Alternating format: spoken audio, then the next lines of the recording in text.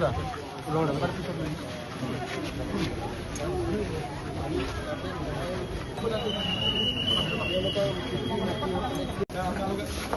কৰি লওক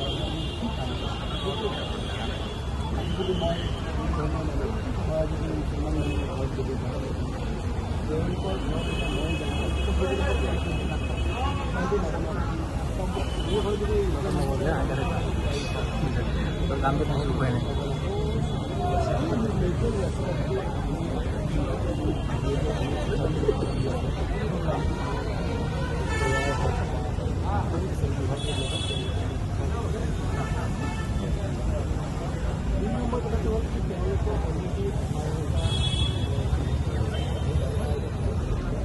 হৈছে এইটো হ'ব নালাগিছিলে। অতদিনে মই কৈছোঁ যে আমাৰ অকল ৰাইজকো কৈছোঁ বা স্কুল কৰ্তৃপক্ষক মই সকিয়নি দিছোঁ যে ভৱিষ্যত এইটো প্ৰথম কথা হ'ল ভৱিষ্যত এইটো যদি নহয় দৰকাৰ হ'লে টিফিন চেক কৰিব। আৰু মই ইনস্পেক্টৰ অফ স্কুলক অলৰেডি নিৰ্দেশ দিছোঁ যে তেওঁলোকে 8-9ৰ যি ল'ৰা ছোৱালী খানা আনিব মেক্সিমাম কণী আনিব দিব, তাতকৈ মাছ মাংস কোনো আনিব নোৱাৰে। ভেজে খাব, দালি ভাত ভাজিয়ে খাব, তথাপি পেটৰ ভোকটো মৰিব। এইকেইটা মই কথা কৈছোঁ। কিন্তু ইয়াৰ আৰু এটা কথা মই গোটেই মাষ্টৰসকলক এইটো সকিয়নি দিছোঁ যে এইটো বস্তু যাতে নেক্সট টাইম নহয়। 1 2 নম্বৰ ইয়াৰ ইনকুৱাৰী এটা নিশ্চয় আমাৰ SP মহোদয়ে অলৰেডি কেছ এটা FIR ৰেজিষ্টাৰ হৈছে, এইটো কৰা হ'ব। আৰু আমাৰ ৰাইজৰ যি কথা মই কথা পাতি গম পাইছোঁ আৰু ময়ো এইটো ভাবোঁ যে ল'ৰা ছোৱালীটোতকৈ অভিভাৱকসকলে বেছি দায়ী আৰু কৰ্তৃপক্ষ বেছি দায়ী। চ' ইয়াৰ কাৰণে আমি কি কৰিব পাৰোঁ আমি এইটো নিশ্চয় কিবা এটা আমি ৰিয়েকশ্যন ল'ম। নাই, সেইটো এটা বেয়া বস্তু, সেইটো আৰু এটা বেয়া বস্তু। সেইটো মানে সেইটো কৰিব নালাগিছিলে। মই বুজি পাওঁ তেওঁলোকে ভয়তে সেইটো কৰিছে চাগে, কিন্তু ইয়াৰ কোনোবা এটা শাস্তিটো পাবই লাগিব। মই ল'ৰা ছোৱালীতকৈ মই দোষী ভাবোঁ, মই পাৰ্চনেলি যদি মোক যদি ভাবে মই দোষী, অভিভাৱকসকল আৰু স্কুলৰ কৰ্তৃপক্ষক মই বেছি দোষী বুলি ভাবোঁ। ৰাইজক এইটোৱে জনাইছোঁ যে ৰাইজে এইবিলাক বেছি হুলস্থুল কৰিব নালাগে। আমি ধুনীয়াকৈ নিয়মীয়া যোনটো আমাৰ FIR যিহেতু হৈছে, ইয়াৰ কাৰণে যি ব্যৱস্থা আমাৰ SSP মহোদয় ৰাতিৰ পৰা তেওঁ মানে চিন্তিত।